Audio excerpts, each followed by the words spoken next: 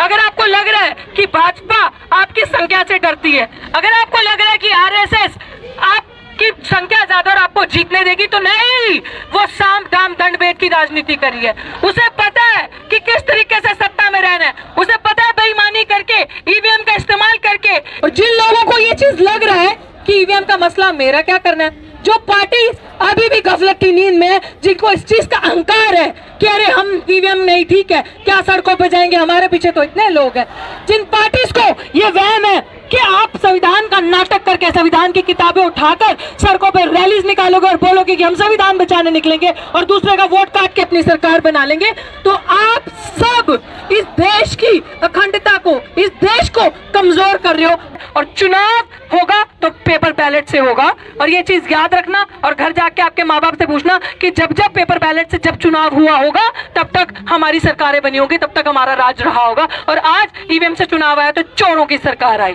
कि हम संसद में भी ये लड़ाई उतनी ही मजबूती से लड़ रहे हैं जितनी मजबूती से सड़क पे लड़ रहे हैं। आपने देखा था दिल्ली यूनिवर्सिटी का वो प्रदर्शन, उस केस में 9 FIR मेरे पे हुई, लेकिन सर नहीं झुकाया। वहां से हमारा धरना हटाने के लिए 144 लगा दी कि ये लोग बैठ ना सके।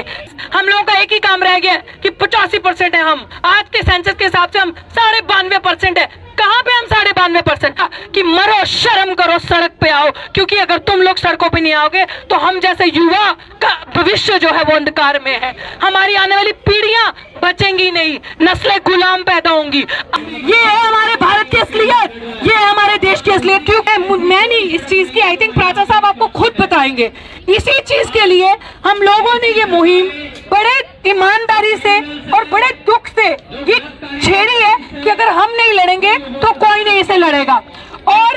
इस समय, इस पॉइंट में, इस सिचुएशन पे अगर आपको उत्तर प्रदेश में अपनी सरकार चाहिए, ईमानदार लोगों की सरकार चाहिए, अगर आपको दिल्ली में आने वाले चुनाव में अपनी भागीदारी, अपनी सरकार चाहिए, अपने लोग चाहिए, अगर आपको अपने हक अधिकार चाहिए, अगर आप नहीं चाहते कि लोग हिंदू मुसलमान के नाम पे मारे काटे जाएं, आप चाहते हो कि आपकी बहन बेटी सुरक्षित रहे, आप चाहते हो कि बच्चे बहस धर्मों पे ना करें, बच्चे शिक्षा, स्वास्थ्य, रोजगार पे बात हो, इस देश में इन सारे बिंदुओं पे बात की जाए, इस देश में महिलाओं की सुरक्षा पे बात की जाए, इस देश में भुखमरी पे बात की जाए कि अपने पड़ोसी देश से भी भारत बद से बदतर हो गया भुखमरी पे। शर्म नहीं आती? मैं आज बात करती हूँ बड़े बड़ी उन एनजीओ को जो बड़ा बड़ा फंड लेते हैं, बड़ी बड़ी विमेन,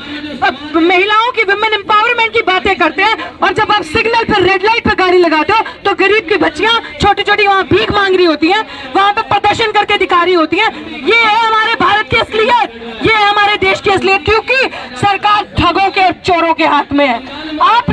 आप लोग सोचते हो कि जमीन तो हमारी इतनी मजबूत है, जमीन पे तो हमारी रैलियों में इतनी भीड़ आती है, लोग इतने सारे हमारी रैलियों में होते हैं जब इलेक्शंस होते हैं, तो वो इलेक्शन वोट जो है वो हमारे लोगों का वोट काउंट क्यों नहीं होता? हमें जब वोट देने जाते हैं तो ऐसा क्या होता है कि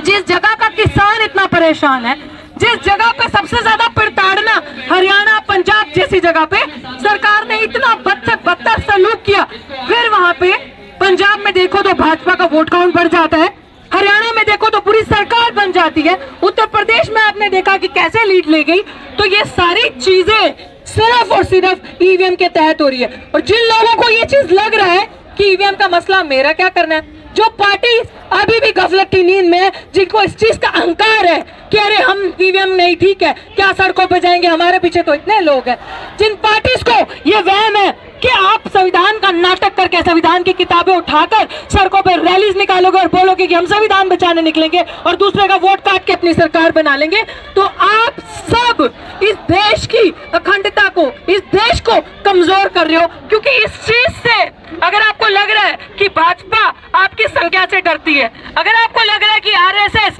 आपकी संख्या ज्यादा और आपको जीतने देगी, तो नहीं, वो साम दाम दंड भेद की राजनीति करी है। उसे पता है कि किस तरीके से सत्ता में रहना है, उसे पता है बेईमानी करके, ईवीएम का इस्तेमाल करके, ईवीएम की आपने देखा होगा कि हरियाणा में किस तरीके की वीडियोस वायरल हुई। एक राज्य में, हरियाणा में, एक डिस्ट्रिक्ट में, आप यकीन नहीं मानेंगे, 6:30 बजे तक वोटिंग हो रही थी, वो विधायक वहां का चिल्लाता मर गया कि बेईमानी हो रही है, चोरी हो रही है, देखो अभी तक बूथ खुले और वोटिंग हो रही है। ये सारी चीजें ऐसे ही हो जाती हैं हवा में। कितनी वीडियोस वायरल होती हैं कि ईवीएम सेफ नहीं है। राजा सर को आपने देखा कि लगातार जिस दिन से इस लड़ाई को लड़ रहे हैं, लगातार आवाज उठा रहे हैं आप सबको जागरूक करने के लिए। तो मैं ये चाहती हूँ कि अगर मेरी बहनें जितनी भी यहाँ पे बैठी हैं वो चाहती हैं कि हम सुरक्षित आधी रात को भी सड़कों पे चलें, हम सुरक्षित कभी भी सर उठा के कहीं पे भी निकल सकते हैं, हमें डर ना हो कि कोई हफ्शी आकर हमें अटैक करेगा, खाएगा या हमारे साथ बदसलूकी करेगा या हमारा अपहरण होगा या किसी गरीब की बहन बच्ची का रेप होगा। तो आप लोगों को ईवीएम की लड़ाई लड़नी है, क्योंकि most of the things in this country are happening with agenda popular propaganda. सरकार स्टेट स्पॉन्सर्ड रिलीजन बनाती है, स्टेट स्पॉन्सर्ड हेट्रेड जो है वो पैदा करती है, कम्युनल राइट्स जो है वो सरकार खुद पैदा करती है ताकि आप और हम जैसे लोग ईवीएम के बारे में बात ना करें, आप और हम जैसे लोग रोजगार बेरोजगारी के बारे में बात ना करें, भुखमरी के बारे में बात ना करें और मुद्दों से भटक जाएं और फिर सरकार के पॉपुलर प्रोपेगेंडा हेट का नैरेटिव चला के और अपनी सरकार बना ले और हम लोग फिर वहां बैठे के बैठे देखते रहे। तो आप मुझे बताएं कि आप सब कितने लोगों के पास युवा खड़े हैं, कितने लोगों के पास सरकारी नौकरी है, कितने लोग, और है किसी के पास सरकारी नौकरी है आप में से?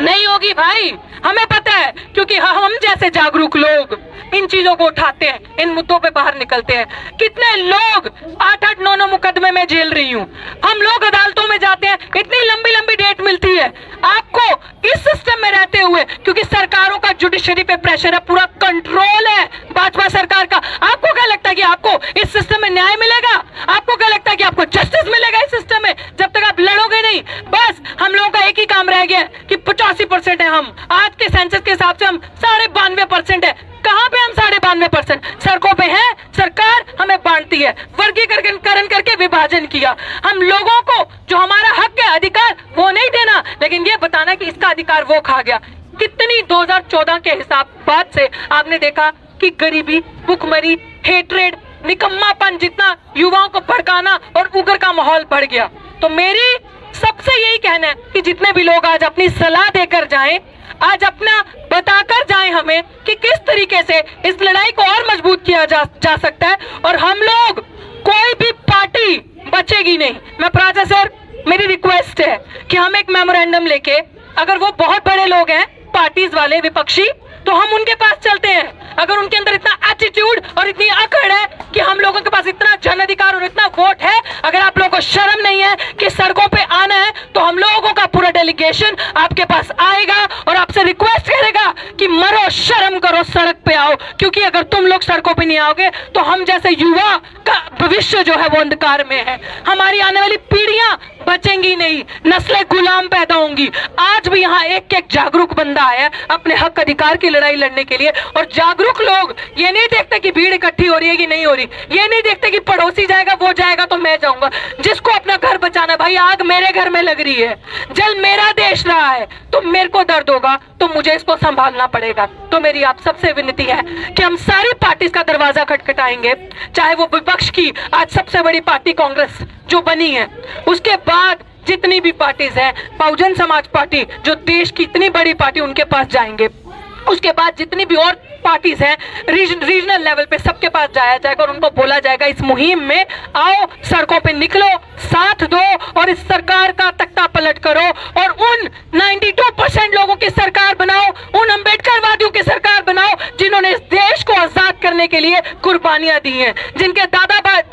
परदादा इस देश में अपने खून पसीना बहाया। और मैं प्राउडली ये बात कह सकती हूँ क्योंकि मेरे दोनों के दोनों ग्रैंड पेरेंट्स फौजी थे, फौज में थे। मैं उस परिवार से आती हूँ जिन्होंने वो कुर्बानियां देखी है, जिन्होंने ये दर्द तकलीफ सहा है, इस देश से प्यार किया है। और मुझे ये लगता है हम सब, अगर जितने भी लोग यहाँ पे ये संदेश यहाँ से लेके जाएंगे, अगला प्रोग्राम का कॉल आपको 1 हफ्ते के अंदर मिलेगा। और हम किसी का इंतजार नहीं करते, हमें जरूरत नहीं है दलालों की, हमें जरूरत नहीं है ऐसे लोगों की जो चंदाखोर लोग हैं, हमें जरूरत नहीं है ऐसे लोगों के साथ की जो गरीब लोगों को बड़ी बड़ी भीड़ लगाएंगे, भड़काएंगे और ऐसे प्रोग्राम करके चले जाएंगे जिसका कोई सोल्यूशन नहीं होता। हम डंके की चोट पे अपने दम से कहते हैं कि हम संसद में भी ये लड़ाई उतनी ही मजबूती से लड़ रहे हैं जितनी मजबूती से सड़क पे लड़ रहे हैं। आपने देखा था दिल्ली यूनिवर्सिटी का वो प्रदर्शन, उस केस में 9 FIR मेरे पे हुई, लेकिन सर नहीं झुकाया। वहां से हमारा धरना हटाने के लिए 144 लगा दी कि ये लोग बैठ ना सके, लेकिन फिर भी हम हारे नहीं, उतनी मजबूती से हम कोर्ट में लड़ रहे हैं। तो जो मेरा भाई बहन चाहता है, हम ईमानदारी से,